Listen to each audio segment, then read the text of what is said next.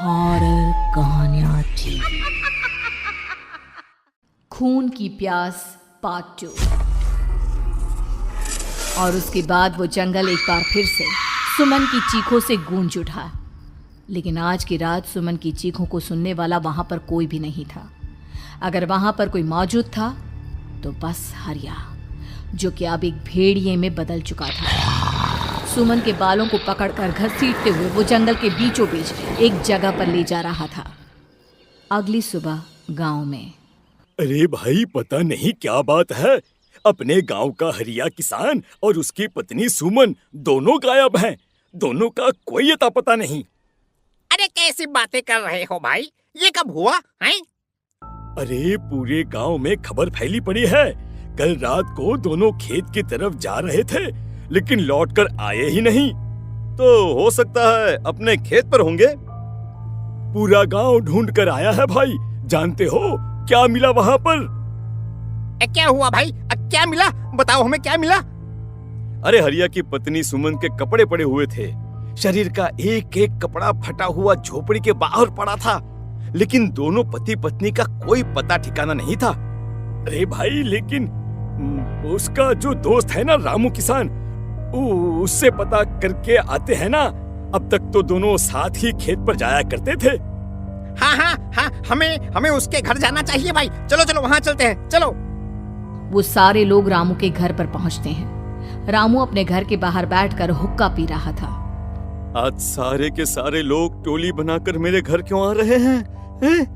क्या कोई मर गया क्या भाई? अरे कैसी बातें कर रहे हो? तुम्हारा सबसे अच्छा दोस्त हरिया और उसकी पत्नी गायब है और तुम यहाँ बैठकर हुक्का पिए जा रहे हो हैं? रामू ने अजीब सी नजरों से उन सब गांव वालों की तरफ देखा, जिसकी वजह से वो लोग एक बार के लिए डर गए। गायब है? अरे गायब नहीं है, मुक्ति मिल गई है। उन दोनों को मुक्ति मिली है। इस दुनिया में आकर हर इंसान पाप करता है और उसे उसके पापों के लिए मुक्ति मिलना बहुत जरूरी है। अरे ये कैसी बहकी बातें कर रहे हो भाई, हैं? और इसका चेहरा अजीब सा क्यों लग रहा है? लगता है दोस्त के मरने का गम बैठ गया है। पागल हो गया है शायद ये पागल। ये बात सुनते ही रामू चीख कर जोर से चिल्लाते हुए कहता है, पागल मैं नहीं हूँ, पागल तुम सब हो। और ये शैतानी जंगल अब तुम में से किसी को नहीं छोड़ने वाला, सबको खा जाएगा। याद रखना मेरी बात। शैतानी जंगल? कैसा शैतानी जंगल? लगता है रामू पागल हो चुका है। हमें यहाँ से चलना चाहिए भाई। चलो। तभी रामू की पत्नी बाहर आती है। नहीं, आप लोग इनकी बात का बुरा मत मानिए।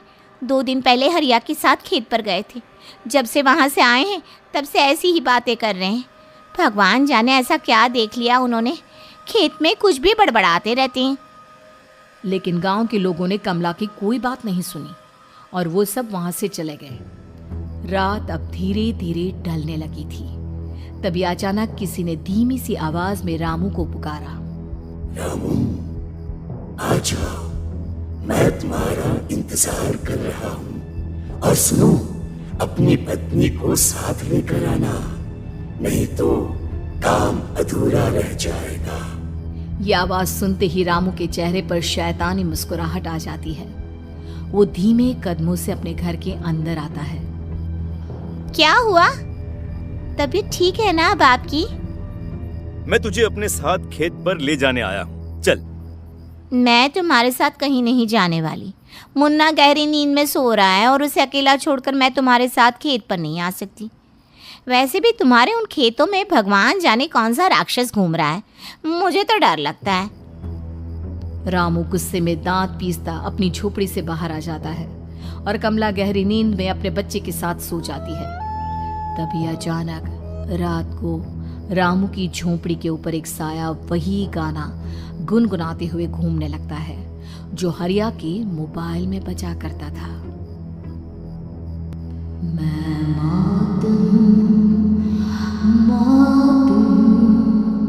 मौत जो पसरी है चारों ओर, जो आएगी कहीं से भी निगल जाएगी सबको। मैं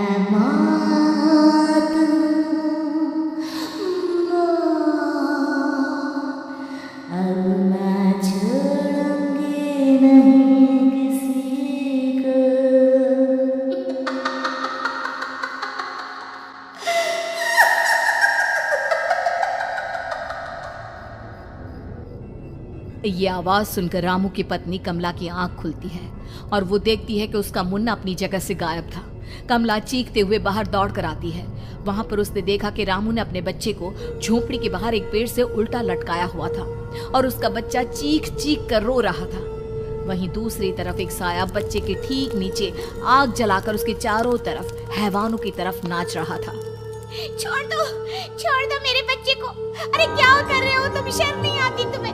अपने ही बच्चे को इस तरह मौत के हवाले करते हुए। अपना बच्चा? किसने कहा ये मेरा बच्चा है? अरे ये तो उस रामू की औलाद है, इस गांव के किसान रामू की, और मेरी दुश्मनी इस गांव के हर इंसान के साथ है। क्या? कैसी बात कर रहे हो तुम? और ये औरत कौन है? ये मेरे बच्चे को खा जाएगी।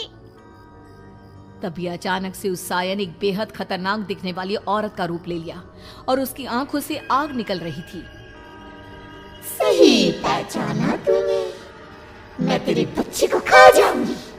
अगर तू अपनी इस हैवान पति रामू के साथ जंगल नहीं आए तो मैं तेरे बच्चे को खा जाऊंगी।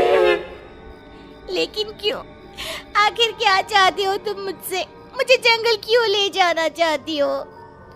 औरत बुरी तरह से ठहाके मार मार कर जोर जोर से हंसने लगी और साथ में रामू भी। ये तो तुझे वहाँ चलने के बाद ही पता चलेगा ना। अगर तू नहीं आई तो थोड़ी देर में तेरा ये बच्चा आग में जलकर मर जाएगा। चल जल्दी। नहीं, मेरे बच्चे को छोड़ दो। तुम जहाँ कहोगे मैं तुम्हारे साथ चलने के लिए तैयार हूँ। और उसके बाद उस बच्चे को झोपड़ी में लिटाकर आगे आगे वो साया चल रहा था और उसके पीछे पीछे रामू अपनी पत्नी के बाल पकड़कर उसे घसीटते हुए जंगल की तरफ ले गया। जंगल में जाने के बाद, कितनी खूबसूरत हो तुम। आज की रात बस तुम और मैं एक दूसरे के साथ रहेंगे। मुझे तुमसे बहुत डर लग रहा है। तुम्हें क्या हो गया है? तुम तो बिल्कुल ठीक थे। वो होगा जो हमारे बीच होना चाहिए। तो आओ अपने आप को मेरे हवाले कर दो। कमला ने डर की वजह से अपनी दोनों आंखें कसकर बंद कर ली थी। रामू ने बुरी तरह से चीख कर कमला से कहा, आंखें खोलो अपनी और मेरी तरफ देखो। कमला ने जैसे ही अपनी आंखें खोली उसने देखा कि रामू एक खतरनाक खूनी हैवान में बदल चुका था।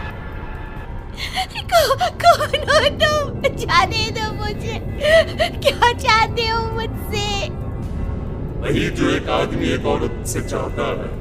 मैं तुम्हारा पति रामू नहीं, बल्कि इस जंगल का एक भेड़िया हूँ, और आज की रात तुम्हारे खून से अपनी प्यास बुझा जाऊं। और उसके बाद वो जंगल कमला की दर्दनाक चीखों से गूंज उठा। अगली सुबह कमला के कपड़े भी जंगल में उसी तरह पाए गए जैसे कि सुमन के पाए गए थे। इस घटना के बाद पूरे गांव में दहशत का माहौल था। अपने माँ बाप की मौत और गांव में हो रहे इस तरह की घटनाओं की खबर सुनकर किशन शहर से गांव लौट आया था। अपने माँ बाप की बेदर्द मौत की वजह से वो बहुत परेशान था। तभी अचानक उसे अपने घर में खाट के नीचे पड़ा हुआ वो मोबाइल फोन मिला जो उसने अपने पापा हरिया को गिफ्ट किया था। अरे कितने प्यार से पापा के लिए मोबाइल फोन लेकर आया था। इसे एक दिन भी काम में नहीं ले पाए। और आखिर कौन है जो गांव में इस तरह की हत्याएं कर रहा है? क्या है इन सब के पीछे? क्या है? मुझे पता करना ही होगा, वरना एक दिन पूरा का पूरा गांव खाली हो जाएगा। इस गांव में एक भी जिंदा इंसान नहीं बचेगा। गांव के लोगों की मदद करने के इरादे से किशन अपने गांव से दूर एक दूसरे गांव में बहुत बड़े तांत्रिक के पास मिलने के लिए गया। तांत्रिक बाबा, अब आप ही कुछ उपाय बता सकते हैं। भगवान जाने हमारे गांव को किसकी नजर लग गई है। नजर नहीं लगी है, किसी ने तुम्हारे गांव को बद्दुआ दी है। किसी सताई हुई आत्मा का प्रकोप है और अब वो पूरे गांव में किसी को नहीं छोड़ेगी जब तक उसकी आत्मा को शांति नहीं मिल जाती। अरे लेकिन ऐसा कौन है बाबा? किसकी आत्मा है और कैसे मिलेगी उसे शांति? मौत है मौत, कहीं से भी आएगी और सबको निगल जाएगी। इससे बचने का सिर्फ एक ही उपाय है, लेकिन उस उपाय को करना आसान नहीं होगा। जो भी उस उपाय को करने की कोशिश करेगा उसकी जान जा सकती है। भले ही मेरी जान चली जाए, लेकिन मैं अपने गांव के लोगों की जान बचाने की पूरी कोशिश करूंगा बाबा। तो ठीक है, फिर अगली अमावस की रात जैसा मैं कहता हूँ वैसा ही करना। अमावस की रात तांत्रिक के बताए अनुसार किशन अपने साथ केरोसिन लेकर जंगल की तरफ चल पड़ा। उसके हाथ में देवी के मंदिर का सिंदूर भी था। किशन जंगल के बीचों बीच पहुंचा। ये देखकर उसकी आंखें फटी की फटी रह गई। वहां एक उबलते पानी का तालाब था और कई लोगों की लाश लटक रही थी। किशन के माँ बाप की लाश भी वहीं थी। माँ, बापू, क्या हो गया? ये क्या हो गया? तभी वहां पर एक औरत और आदमी आते हैं। उन्हें देखकर किशन चौंक जाता है। गोपाल काका, आपकी तो 5 साल पहले मौत हो गई थी। और निर्मला काकी, आप? मौत तो हो गई थी, लेकिन तुम ये नहीं जानते कि हमारी मौत कैसे हुई थी। क्या कहना चाहते हैं आप? कुछ नहीं, बस ये जान लो कि अब इस गांव में कोई जिंदा नहीं बचेगा। लेकिन क्यों काकी? क्योंकि 5 साल पहले इन गांव वालों ने मुझे डायन बताकर पत्थर मार मार के मार डाला। मेरी कोई गलती नहीं थी। गांव का एक बच्चा क्या लापता हुआ, सारा इल्जाम मेरी पत्नी पे डाल दिया। और जब मैंने निर्मला की जान बचाने की कोशिश की तो मुझे भी मार डाला। आपके साथ ये बहुत गलत हुआ काकी, लेकिन आप जो कर रहे हैं वो भी सही नहीं है ना? तुम यहाँ से चले जाओ वरना तुम भी नहीं बचोगे। हमारी आत्मा पिछले 5 साल से मुक्ति के लिए भटक रही है। चले जाओ यहाँ से।